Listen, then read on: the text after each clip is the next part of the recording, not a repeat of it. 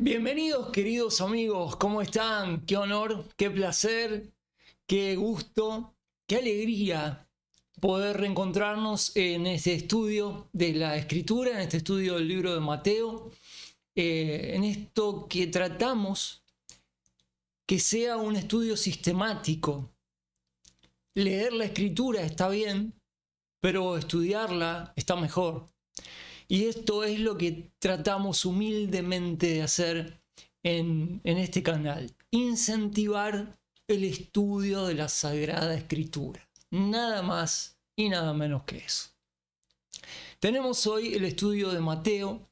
Voy a ir directamente al editorial. He escrito un breve editorial sobre un pasaje que nos va a tocar hoy, una parábola bastante conocida. En Mateo capítulo 22, Jesús presenta la parábola de las bodas, en la que se ilustra que Israel no era digno del reino ofrecido y que en su lugar el reino sería ofrecido a gente relativamente menos digna. Esta misma parábola aparece en el Evangelio de Lucas, en donde el rey dice a los siervos: vayan pronto por las plazas y por las calles de la ciudad y traigan acá a los pobres, mancos, cojos y ciegos. Y dijo el siervo: Señor, fue hecho como mandaste, pero aún hay lugar. Y dijo el Señor al siervo: ve por los caminos y por los vallados y fuérzalos a entrar para que se llene mi casa. ¿Qué significa esta expresión tantas veces mal utilizada, mal explicada, mal aplicada? Fuérzalos a entrar. ¿Y a quiénes se dirige? La parábola del gran banquete evoca una práctica social reconocible en la cultura oriental antigua, especialmente en contextos semíticos, judíos y otros pueblos del cercano oriente, donde existía un protocolo social de cortesía, tanto en la invitación como en la respuesta, incluso cuando el invitado se consideraba indigno de asistir. En la cultura judía y del antiguo Medio Oriente, los banquetes formales, como bodas, cenas de honor, festividades reales, incluían dos invitaciones. Una primera invitación anticipada para notificar el evento y confirmar la asistencia. Y una segunda invitación, el aviso de que todo está listo, todo está aparejado, todo está preparado, como en el versículo 17, donde dice: venid, que ya todo está aparejado. Este doble llamado o esta doble invitación permitía la preparación tanto de parte del anfitrión como del invitado. Rechazar la segunda llamada, una vez aceptada la primera, era visto como un insulto deliberado. En la parábola, los invitados rechazan con excusas que, aunque posibles, son vistas como pretextos ofensivos. Esto se interpretaría en la cultura semítica como un acto de desprecio hacia el anfitrión, no solo una falta de disponibilidad. En contextos sociales orientales tradicionales, un hombre de condición humilde no se presentaba de inmediato, sino que se excusaba con humildad lo que daba lugar a que el emisario del anfitrión insistiera, le hace, obligara, porfiara con honor. Esta insistencia era vista como un acto de favor inmerecido, de gracia, que afirmaba la generosidad de parte del anfitrión y se esperaba como parte del ritual de hospitalidad. Así, la porfía del emisario o del amo mismo no era una grosería, sino una señal de favor inmerecido. El hecho de que se insistiera o se obligara a personas que no eran dignas exaltaba la magnanimidad, lo magnánimo, lo grande, de parte de aquel que ofrecía este servicio, esta boda. La expresión griega usada, fuérzalos a entrar, tantas veces mal entendida en nuestro contexto, no implica coerción, una coerción violenta mucho menos, sino un énfasis en la insistencia amable. En el pensamiento semita, esto podría reflejar la costumbre de insistir con firmeza honorablemente, sobre todo ante personas humildes que no se sentían dignas de asistir. Era también un acto de validación. Al insistir, el anfitrión les estaba diciendo, en efecto, tú vales, quiero que vengas. Jesús utiliza esta parábola en un momento crucial, confrontando la hipocresía religiosa de los fariseos, quienes se consideraban los invitados naturales del reino, pero que rechazaban el mismo por apegos o cuestiones personales. El mensaje, entonces, sería llevado a los que no esperaban ser invitados, pecadores, especialmente gentiles. En esta luz, la parábola no solo refleja una costumbre social de Oriente, sino que la eleva. Dios no solo invita a los indignos, los honra con su insistencia y los transforma en participantes del banquete divino. Bienvenidos al estudio de Mateo.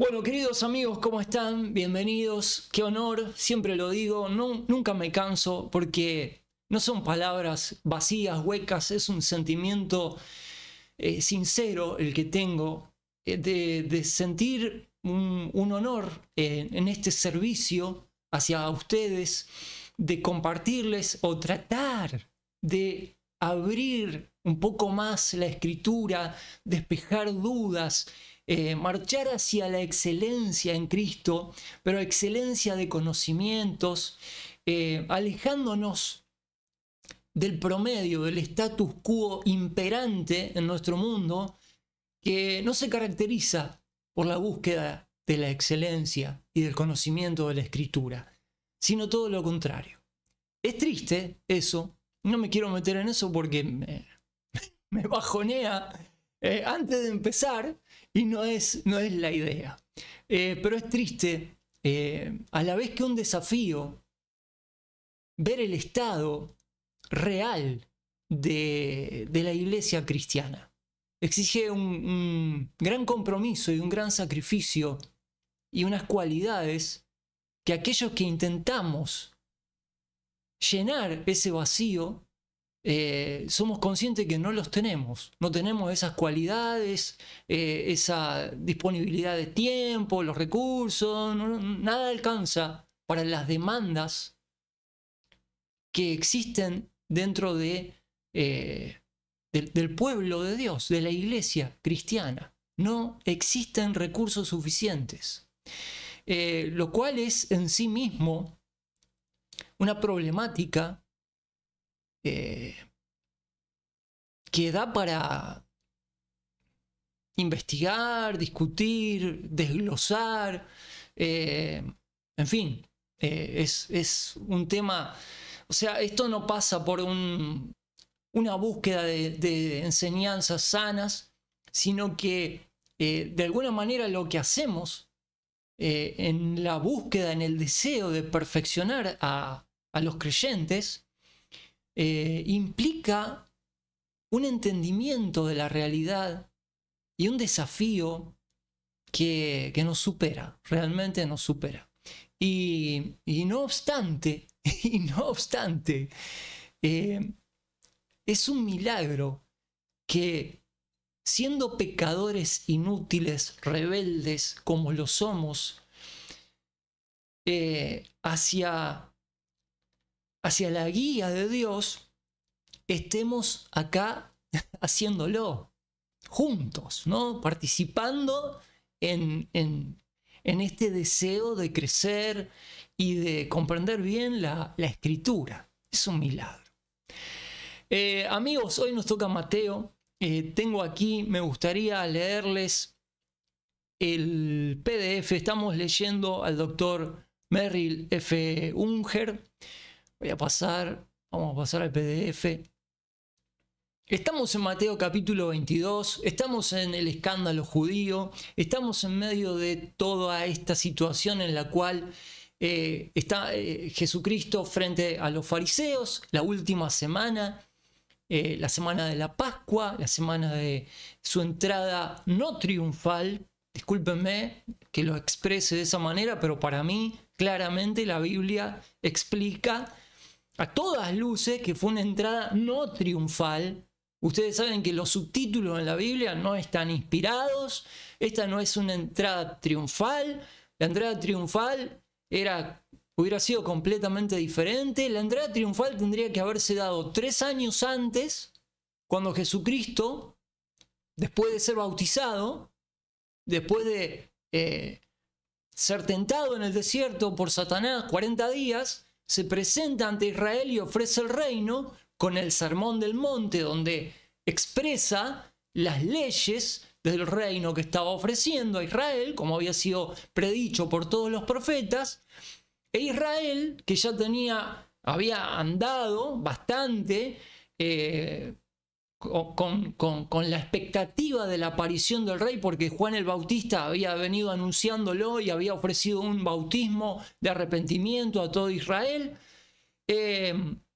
Había habido una gran movilización, toda Jerusalén, Judea y los alrededores del Jordán habían salido a Juan el Bautista. Esto había conmocionado a la élite gobernante y religiosa de Jerusalén, que se habían movilizado los fariseos para preguntarle a Juan el Bautista qué estaba pasando. El pueblo lo tenía por profeta. Jesús se presenta, entonces empieza a hablar del reino, y esa hubiera sido la mejor oportunidad, la oportunidad natural, cuando el rey se presenta ante Israel, de darle acogida, de recibirlo y de coronarlo como el rey de Israel. Pero esto no pasó. Jesucristo ofreció el reino ante un público que entendía lo que se le estaba diciendo, pero que no lo aceptaba. Israel no tenía las cualidades morales, no estaba en condiciones porque no se había arrepentido de corazón, mayormente ante la predicación de Juan el Bautista. Y tenemos de ahí en adelante una deriva de Israel ante Cristo y sus apóstoles, que están ofreciendo durante 3 años el reino por toda la región donde habitaban los judíos. Y hemos llegado hasta acá, E Israel está en la misma de siempre. La entrada triunfal, entre comillas, fue una farsa. Una serie de contradicciones que vimos en el video anterior, donde Jesús estaba ahí, todavía se lo consideraba como el profeta que venía del norte de Israel, impopular, desconocido por la mayoría, rechazado por Jerusalén, rechazado por el sacerdocio oficial. Un desastre. El escándalo judío, cuando Jesús dice, bienaventurado aquel que no haya tropiezo en mí o que no se escandalice de mí, estaba hablando de los judíos que lo rechazaban, que se escandalizaban diciendo, este es el rey de los judíos, este es el rey de David, y no lo aceptaron. Y en el video anterior estuvimos leyendo, en Mateo 21, el pasaje clave, en el cual, creo que es el pasaje clave de todo el Evangelio de Mateo, en el cual Jesucristo dice a Israel, el reino será quitado de vosotros y será dado a una generación que produzca los frutos de él. Y los fariseos, escuchando esto, entendieron que hablaba en contra de ellos. Pero, dice el pasaje, al final del capítulo 21, no lo prendieron a Jesús porque venían con intenciones de arrestarlo y llevarlo y matarlo, porque temían al pueblo, que el pueblo lo tenía por profeta. No lo tenía por el Cristo, pero sí lo tenía por profeta. Era innegable que había que darle a Jesús un mínimo respeto con todos los milagros y la autoridad que tenía y siendo investido naturalmente por el Espíritu Santo, si estamos hablando de nada más y nada menos que de Dios el Hijo. Pero Israel no dio crédito a nada de esto. Entonces llegamos al capítulo 22, estamos en la última semana, la semana en la cual va a estar la Pascua, su muerte, sepultura, resurrección, etc. Vamos a ver en el capítulo 23 el enfrentamiento más violento que hay en todo el registro de los evangelios entre Jesús y los gobernantes de facto de Israel. Recordemos que había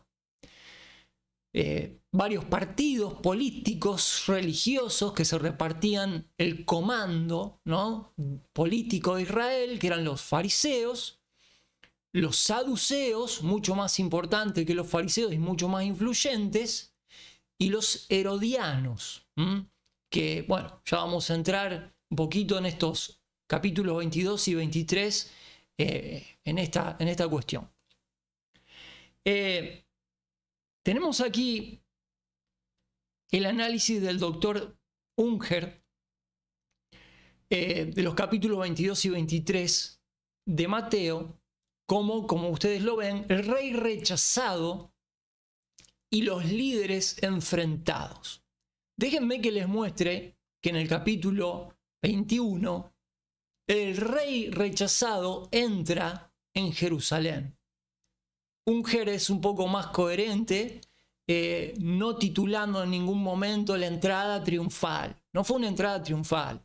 La entrada triunfal va a ser cuando Cristo venga en su segunda venida, desde el cielo, desde la gloria, con sus ejércitos, con los ángeles, y descienda en gloria allí, refulgente. Esa es la entrada triunfal al mundo y a Jerusalén, porque Jesucristo va a descender sobre el valle de Megido, donde es la gran batalla de Armagedón, ¿no? Ahí en Armagedón está la palabra incrustada, Megido, que es el valle donde va a ser el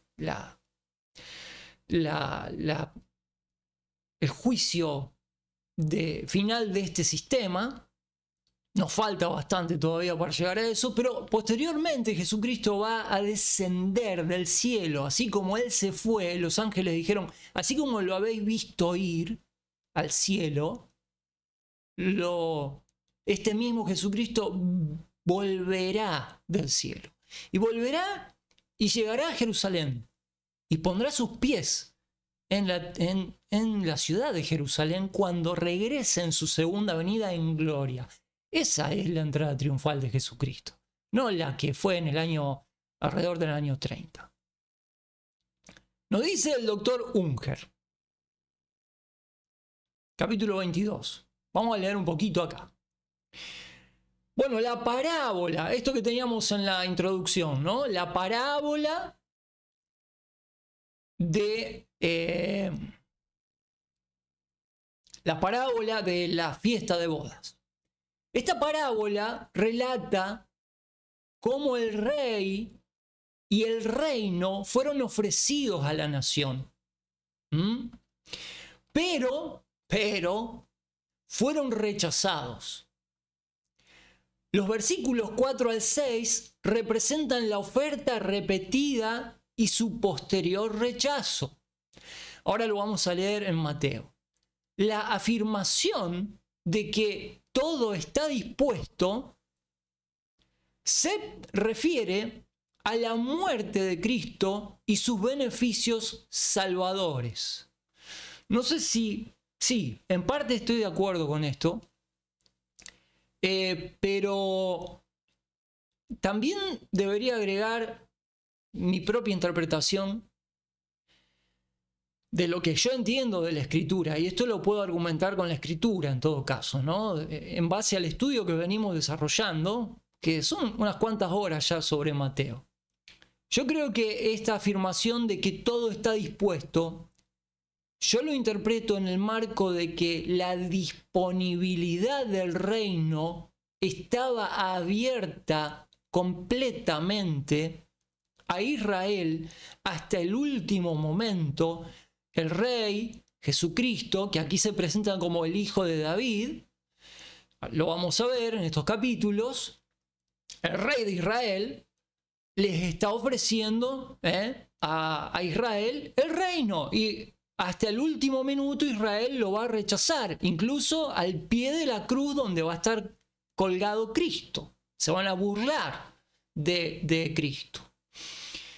Todo está dispuesto, en un sentido amplio, es la oferta de buena fe que Cristo estaba haciéndole a Israel para recibirlo a él como rey y consecuentemente el establecimiento del reino. Esto fue suspendido. Jesucristo les dijo hace unos versículos atrás que debido a la incapacidad moral y espiritual de Israel, que se negaba sistemáticamente a reconocerlo como el rey Mesías, el reino sería quitado de ellos. O sea, la consecuencia lógica en que esto iba a terminar iba a ser en que el reino en algún punto se iba a retirar, la oferta del reino. No obstante, mientras que Cristo está hablando, retando, llamando al arrepentimiento de Israel, esta expresión todo está dispuesto es las puertas abiertas a Israel a que reciban al Mesías, el rey, el ungido de Jehová. Todo está dispuesto. En un sentido más profundo, creo yo, por supuesto, se refiere a la muerte de Cristo y sus beneficios salvadores, por supuesto, ni hablar. Después de la muerte redentora de Cristo, la nación tuvo una oportunidad de arrepentirse. Esto también es real, o sea, las oportunidades no terminan nunca, ¿no? No terminan nunca. Si bien se pasa a otra fase, porque Jesucristo había dicho, yo edificaré mi asamblea, mi grupo, mi iglesia, ¿no? Esta asamblea judía tiene un montón de falencias. ¿Quién es mi madre, mi hermano? ¿Quiénes son? Bueno, son los que hacen la voluntad de mi Padre que está en los cielos. La cuestión, digamos, étnica, la promesa hecha a la descendencia física de Abraham, en un punto se suspende y se empieza a correr para los gentiles. Y Pablo va a llegar a decir en Gálatas que los gentiles de la iglesia somos bendecidos por la fe por medio del creyente Abraham. Entonces todo tiene una coherencia y una armonía.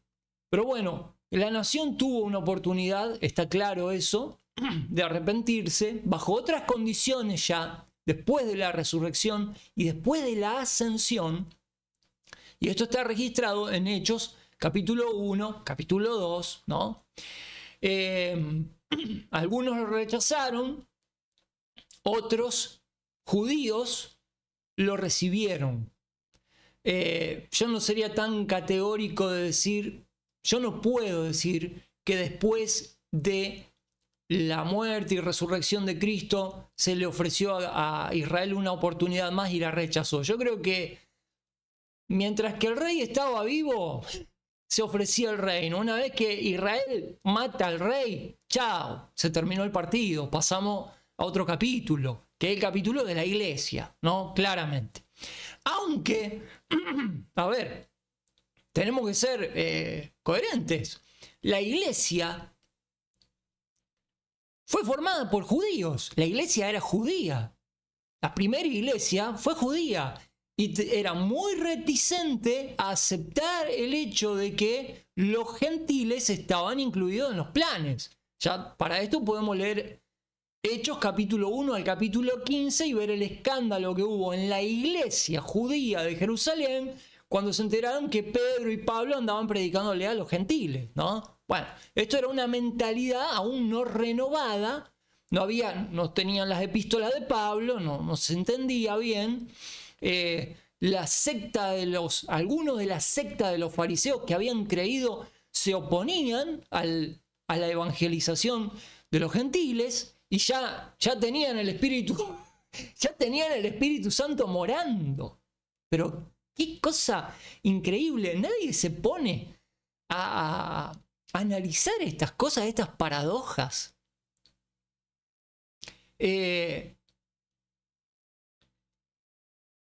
¿Cuántos creyentes han visto en su vida que líderes condenen a algunos hermanos por alguna cuestión, ¿no? La mayoría de las veces no justificada, porque los pastores en su inmensa mayoría a esta altura del campeonato son todos unos dictadores, olvídate, y son todos unos ignorantes, la mayoría, no todos, la mayoría son todos unos ignorantes de la escritura. Y estos pastores que predican hoy no se ponen a pensar que en la época en la que la iglesia de Jerusalén ya estaba ministrando el evangelio de la gracia, tenían algunos ex fariseos con el Espíritu Santo morando que habían creído, la escritura es taxativa, dicen que eran creyentes, que se oponían.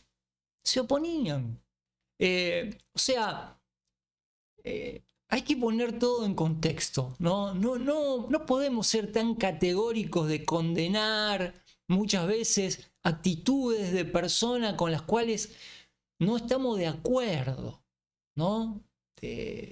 Siempre la escritura nos guía por el lado de que condenar no es el camino correcto, no es el mejor camino, porque las cosas siempre son mucho más complejas. Y nosotros no tenemos la habilidad, la capacidad de entender esas complejidades que envuelven a personas, a grupos, a iglesias, Bueno, disculpen la digresión. Disculpen. Bueno, se predice el ofrecimiento mundial a los gentiles, es verdad. Son todos los indignos que el rey manda a invitar a las bodas. Bueno, todos esos indignos que incluso en el pasaje vamos a leer que dice, inviten malos y buenos. Eso significa dignos y no tan dignos. No es un juicio de valor moral, sino una forma de decir, hay algunos que son dignos y otros que no son dignos, invítenlo igual. Los gentiles son representados en esa parte de la parábola. se predice el ofrecimiento mundial a los gentiles, después de la descripción de los acontecimientos de los años 67 y 70. ¿A qué se refiere? Bueno, a ver, tengo que pasar a la Biblia. Yo creo que está bien. Fíjense, vamos a ver la parábola. Capítulo 22, respondiendo Jesús, les volvió a hablar en parábolas. ¿A quiénes? Esto es fundamental. Capítulo 21. ¿A quiénes le volvió a hablar? Oyendo sus parábolas, los príncipes o principales sacerdotes y los fariseos entendieron que hablaba de ellos. Jesús hacía alusión parabólicamente a los líderes. Pero cuando buscaron cómo echarle mano, tuvieron miedo de la multitud, porque ellos le tenían por profeta. Bueno, profeta. No lo tenían por el Cristo. Si hubieran tenido... ¿Se acuerdan lo que dijo Cristo delante de Pilato? Pilato le dijo, ¿tú eres el rey de Israel? Y Jesús le dijo, mi reino no es de este mundo, de este sistema. Significa, este sistema no puede contener mi reino. Si mi reino fuera de este mundo, mis siervos pelearían por mí. Claramente Israel no estaba del lado de Jesucristo. Había unos pocos que creyeron, escogidos por gracia. Caso de Pedro, Jesús le dice a Pedro, esto que vos decís que yo soy el Cristo, lo decís no porque lo deducís, sino porque te lo reveló mi Padre que está en los cielos, sino fracasás como cualquier otro ser humano. Esto es algo que les cuesta mucho a los creyentes de hoy día creer. Los creyentes de hoy día creen que creen voluntariamente, no entienden que han sido escogidos. Como lo va a decir en esta parábola, capítulo 22. Muchos son llamados, pero pocos son escogidos. Y uno diría, ¿y por qué entonces si Dios llama a todos, escoge a unos pocos? Porque primero, Dios es soberano. Segundo, Dios tiene la obligación de llamar a los pecadores al orden. ¿Qué va a decir Dios siendo santo? Ah, está bien, hagan lo que quieran.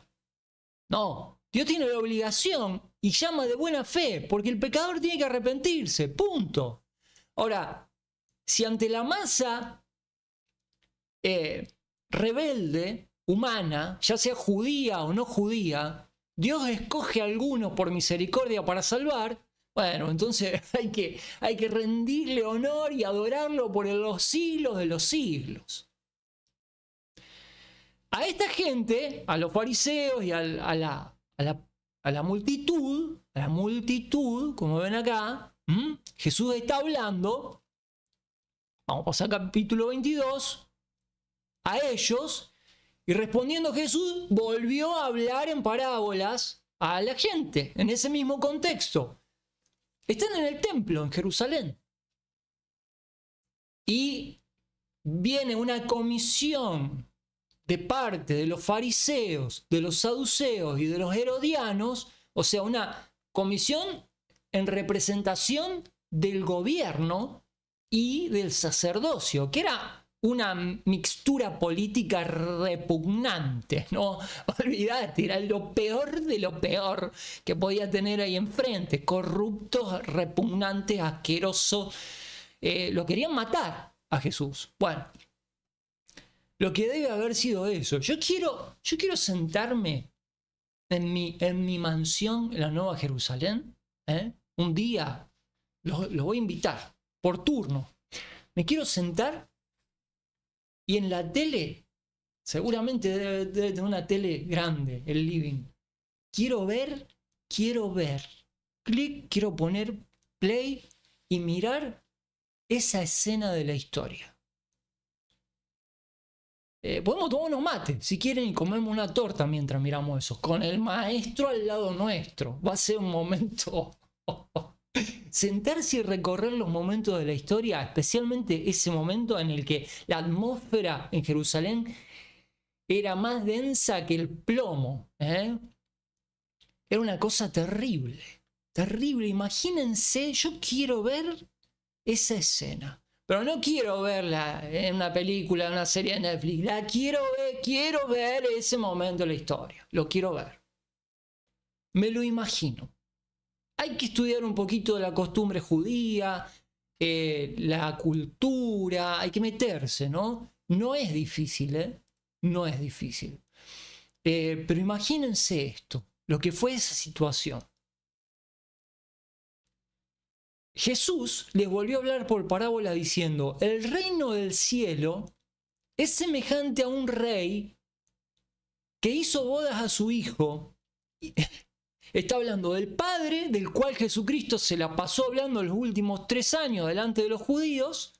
El Padre me envió y habla Jesús del Padre constantemente y del Hijo. Envió a sus siervos, porque el Padre le hizo unas bodas a su Hijo, y envió a sus siervos para que llamasen a los invitados de la boda, más, ¿qué dice Jesús? No quisieron asistir.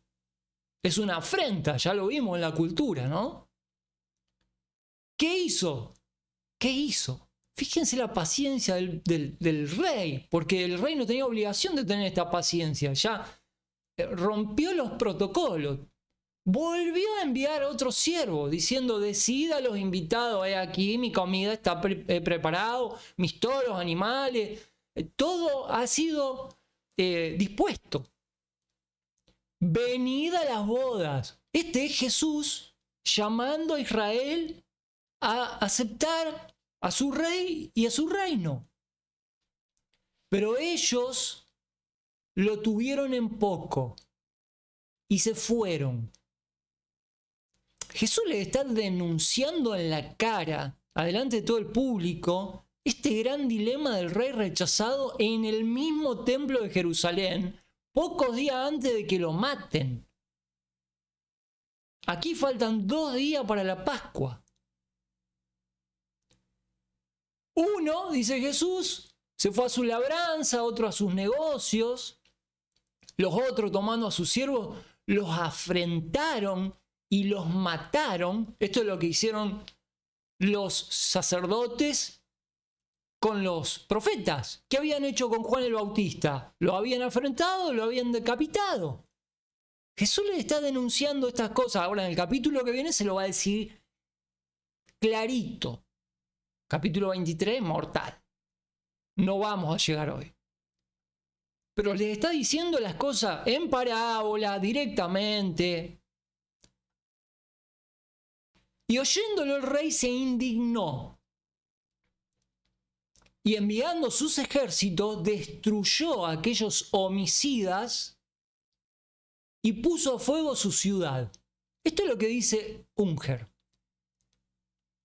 O lo que él supone, y yo estoy de acuerdo.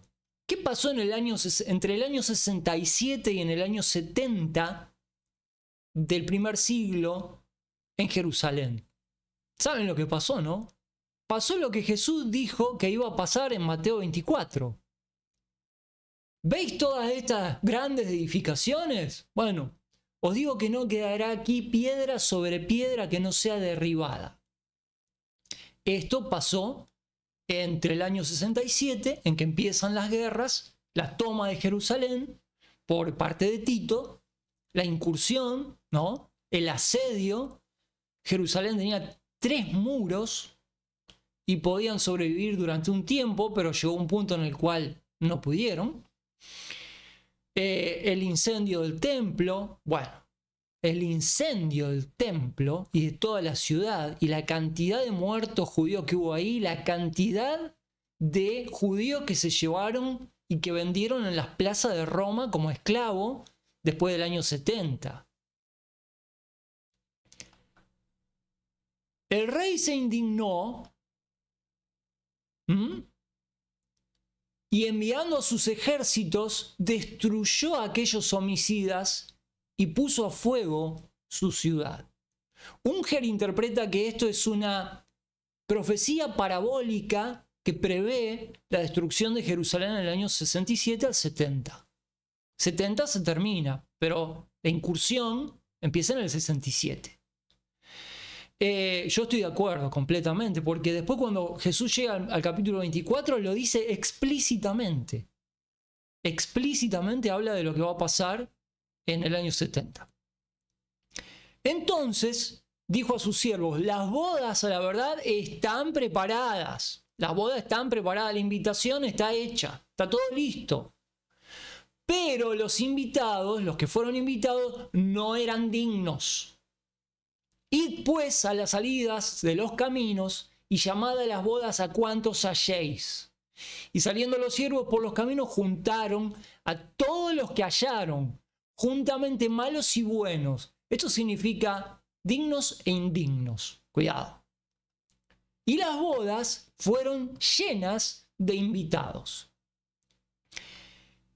Y cuando el rey vino para ver los invitados, fíjense qué interesante esta parábola en Mateo, que difiere un poquito de la de Lucas. En la de Lucas no incluye esto, pero en Mateo sí, porque Mateo está dirigido a los judíos. Cuando vino el rey, dentro del relato de la parábola, esto era normal, ¿no? Venía el rey para ver los invitados, para pasar por las mesas. Vio allí a un hombre que estaba vestido, que no estaba vestido de boda. Idealmente y prácticamente, algunas de estas invitaciones que se llevaban a cabo en la historia están registradas. El rey no solamente proveía la invitación de los que no eran dignos, de los pobres, por ejemplo, de gente que no hubiera podido entrar en las cortes del rey a una celebración semejante. El rey no solo proveía la invitación, proveía también la escolta para el traslado y proveía la ropa. Vos llegabas con tu ropa de pobre y entrabas en ciertas cámaras donde el rey, los siervos del rey, te vestían de boda con una ropa que vos jamás en tu vida habías visto y no ibas a volver a usar. Te vestían de pie a cabeza, te perfumaban, te dejaban impecable. Y así entrabas a la boda. Esto era una práctica. Entonces viene el rey y ve a uno, ¿no? Este está colado, amigo. Le dijo: amigo, ¿cómo entraste acá sin estar vestido de boda? Mas él enmudeció. Entonces el rey dijo a los que servían: atadle de pies y manos y llevadle y echadle a las tinieblas de afuera. Allí será el lloro y el crujir de dientes. Bueno, esto era literal. Ustedes saben que en esa época no había luz, ¿no? No había luz eléctrica. Fuera de un recinto en el cual se estaba celebrando una boda, era la boca del lobo. Era la boca del lobo, era la oscuridad total. La iluminación no existía. La iluminación de noche ni siquiera estaba dentro de las casas porque la gente se iba a dormir. Si prendían una vela alta, y no eran velas, eran una especie de recipiente de barro con aceite, con una mechita que se prendía y que había que tener un cuidado bárbaro que no se incendiara nada, ¿no? Lámparas se llamaban. Bueno, la gente no tenía para gastar. Entonces, cuando se hacía de noche, la gente ya había comido y se iba a dormir porque se levantaba temprano para ir a trabajar al campo al otro día, a la mañana. Bien temprano, había que aprovechar la luz del sol. Cuando vos te sacaban de un recinto donde estaba iluminado porque había una celebración, no había nada. Era la oscuridad total. En medio de lugares que normalmente eran salvajes. No había caminos, ¿no? Bueno, dejarte atado de pie y mano en la oscuridad de la noche en esos lugares equivalía a que te dejaban morir. Porque venían bichos, venían animales, te despedazaban, venía una serpiente, te picaba, un alacrán te picaba, te morías. Era lo peor que te podía pasar, una tortura. Una tortura. Pero parabólicamente, esto explica o hace referencia a la exclusión y a la condena en el infierno de aquellos que rechazaron a Cristo. El rey dijo a los que servían: sáquenlo afuera, allí será el lloro y el crujir de dientes. Y esta expresión también la usa Jesucristo en otra oportunidad acerca de la condenación eterna. Es una expresión parabólica muy clara. ¿Por qué? Dice Jesús: porque muchos son llamados. Sí, Dios llama, pero pocos escogidos. Entonces, cuando Jesús termina esta parábola, los fariseos fueron y consultaron cómo le prenderían en alguna palabra, ¿no? Este nos mató, los liquidó Jesús, los liquidó y los incineró en público. Y bueno, y se corrieron a un costado, se reunieron y pensaron: vamos a armar una estrategia, porque cada vez que nos acercamos nos fulmina. Vamos a ver cuál sería el mejor argumento para prenderlo en algún error semántico, ¿no? En alguna palabra, en algún dicho. ¿Qué hicieron? Le enviaron los discípulos de ellos, claro, porque ellos ya estaban quemados. Entonces le enviaron los discípulos con los herodianos. Aquí esto era para, yo creo, intimidar, ¿no? Pero no sabían que estaban ante el rey de los siglos. ¿Cómo vas a intimidar con un cachivache herodiano a Jesucristo, el rey del universo? Bueno, claramente no sabían ante quién estaban, ¿no? Los mandaron a los discípulos con los herodianos diciendo: maestro, fíjense la hipocresía. Sabemos que eres veraz. Sí, de esto no cabía ninguna duda. A ver, no hay que ser un egresado de Harvard para darse cuenta de que Jesús decía siempre la verdad. Sabemos que eres veraz. Bueno, esto se decía delante del público para que el público no reaccionara, ¿no? Y que enseñas con verdad el camino de Dios. Y que no te cuidas de ningún hombre. Quiere decir que Jesús no le importaban las ofensas, los desafíos, no. Jesús tenía un comportamiento, una ética que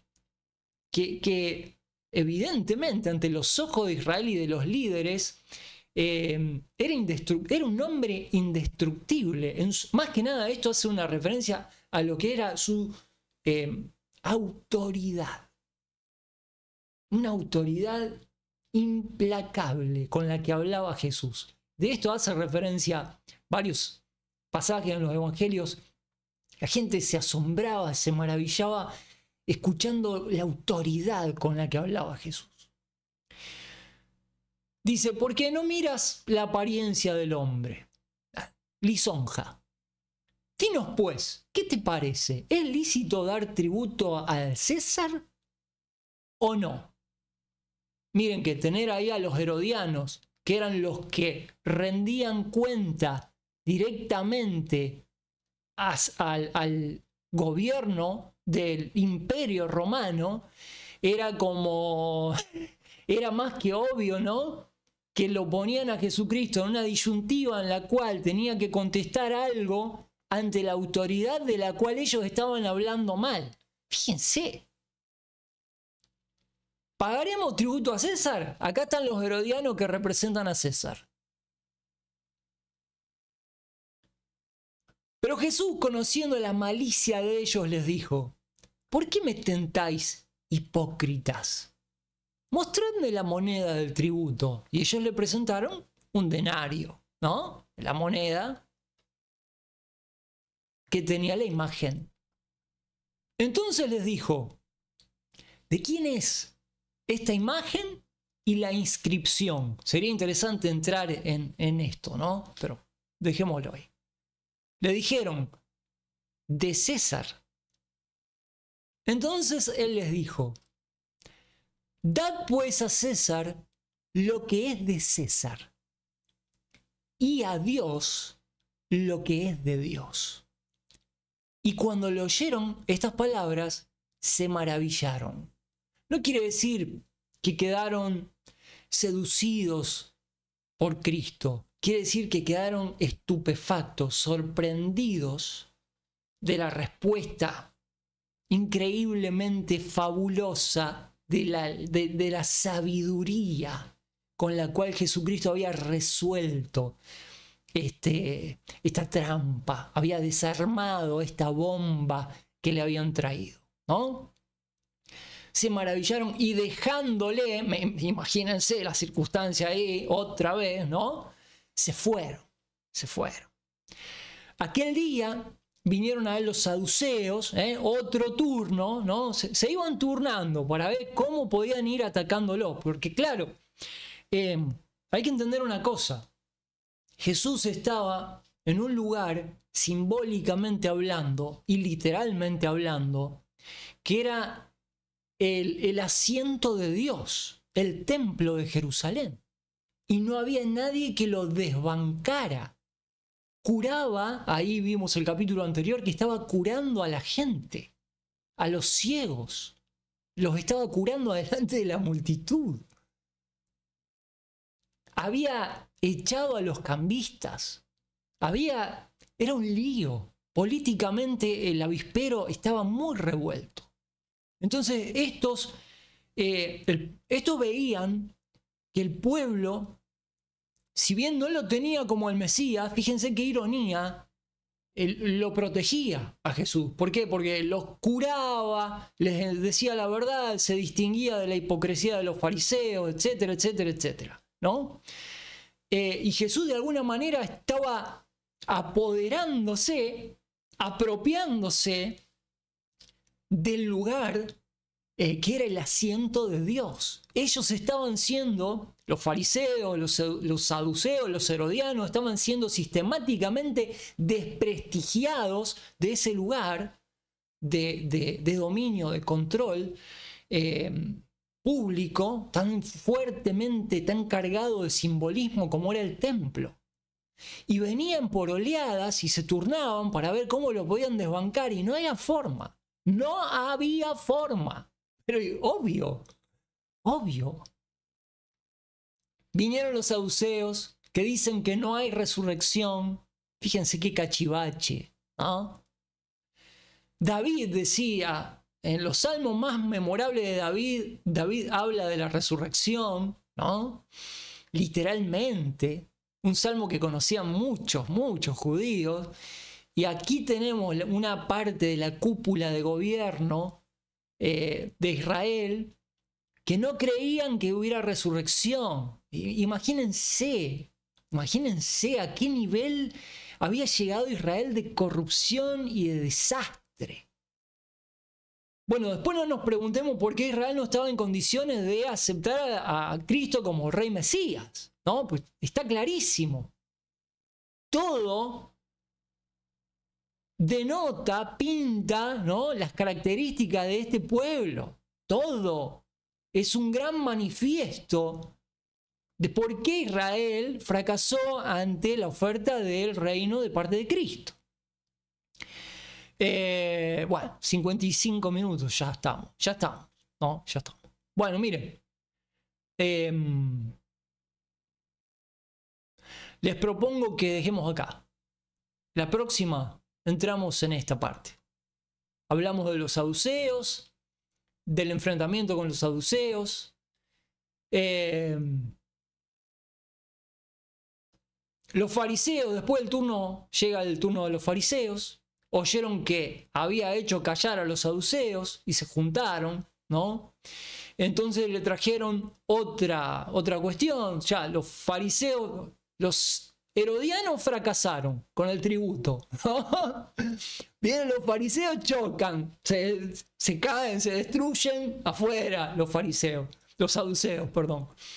Después de los saduceos quedan los fariseos. Dice, bueno, quedamos nosotros, vamos a enfrentarlo. Otra vez Jesús los desarma, así nomás.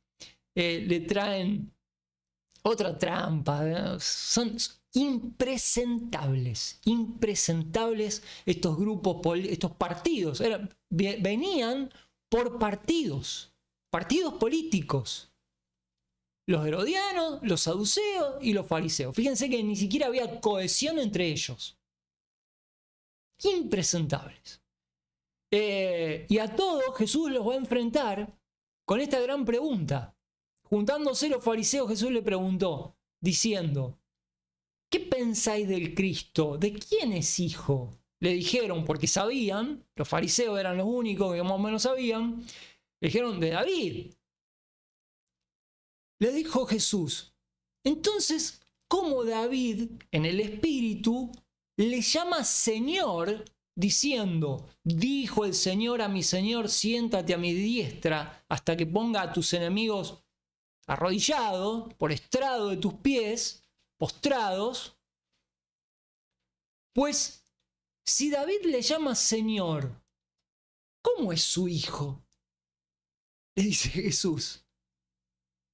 David habla de que de su descendencia va a venir el Cristo, pero David mismo, al Cristo que viene de su descendencia, le llama Señor. Entonces Jesús le dice, ¿de quién es hijo? De David. ¿Y cómo David, si es su hijo, le dice Señor? Lo enaltece. Y nadie podía responderle ni una palabra. Nadie podía responderle ni una palabra. Ni ninguno se atrevió desde aquel día a hacerle más preguntas. Lo dejamos ahí, amigos. Lo dejamos ahí y nos vemos la próxima.